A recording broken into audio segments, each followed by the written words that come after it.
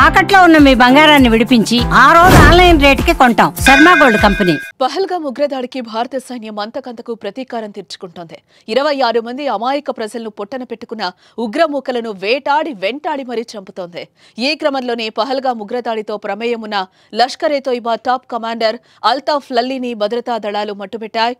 బందీపురాలో ఇవాళ జరిగిన ఎన్కౌంటర్లో అల్తాఫ్ లల్లీని అంతమొదించారు జవాన్లు. పహల్గామ్ ఉగ్రదాడి తర్వాత టెర్రరిస్టుల కోసం భద్రతా దళాలు సర్చ్ ఆపరేషన్ చేపట్టాయి. కుల్నార్, బందీపురాలో ఉగ్రవాదులు నక్కి ఉన్నారని భద్రతా దళాలకు నిఘా వర్గాల నుంచి సమాచారం అందింది. వెంటనే అప్రమత్తమైన భద్రతా దళాలు, జమ్మూ కశ్మీర్ పోలీసులు బందీపురాలో సర్చ్ ఆపరేషన్ చేపట్టారు. జవాన్ల రాకను గమనించిన ఉగ్రమూకలు ఒక్కసారిగా వారిపై కాల్పులకు తెగబడ్డారు. అయితే వెంటనే తేరుకున్న భద్రతా దళాలు తిరిగి ఎదురు కాల్పులు జరిపారు. భద్రతా దళాలు, ఉగ్రవాదుల మధ్య భీకరంగా ఫైరింగ్ జరిగింది. భద్రతా దళాల కాల్పుల్లో LAT top commander Altaf Lalli హతమైనట్లుగా సమాచారం. ఉగ్రవాదుల కాల్పుల్లో 2 జవాన్లు కూడా గాయపడగా చికిత్స నిమిత్తం వారిని వెంటనే అధికారులు ఆసుపత్రికి తరలించారు.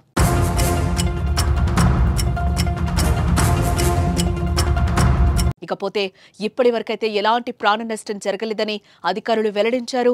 అంతకుముందు పుల్వామా జిల్లా త్రాల్లోని మోంఘమా ప్రాంతంలో పహల్గామ్ ఉగ్రదాడిలో కీలక పాత్ర పోషించిన టెర్రరిస్టులు ఆదిల్ షేక్, ఆసిఫ్ షేక్ ఇళ్లను IED బాంబులతో భద్రతా దళాలు ఇంటిని నేలమట్టం చేశాయి. వీరితో పాటు మరికొందరు లోకల్ టెర్రరిస్టుల స్థావరాలను కూడా జవాన్లు ధ్వంసం చేశారు. మరికొందరు ముష్కరుల కోసం జమ్మూ కశ్మీర్ వ్యాప్తంగా భద్రతా దళాలు సర్చ్ ఆపరేషన్ చేపట్టాయి. కాగా జమ్మూ కశ్మీర్లోని పహల్గామ్ ఏరియా బైసారన్ మైదాన ప్రాంతంలో ఏప్రిల్ 22న ఉగ్రవాదులు మారణ హోమం సృష్టించిన విషయం మనకు తెలిసిందే. మినీ స్విట్జర్లాండ్ గా పిలిచే పహల్గామ్ కు కుటుంబంతో కలిసి సరదాగా టైం స్పెండ్ చేసేందుకు వచ్చిన పర్యాటకులపై ఉగ్రమూకులు విచక్షణారహితంగా కాల్పులు జరిపారు. ముష్కరుల పాశవిక దాడిలో 26 మంది అమాయక ప్రజలు మృతి చెందగా మరికొందరు పర్యాటకులు బుల్లెట్ గాయాలకు తీవ్రంగా గాయపడ్డారు.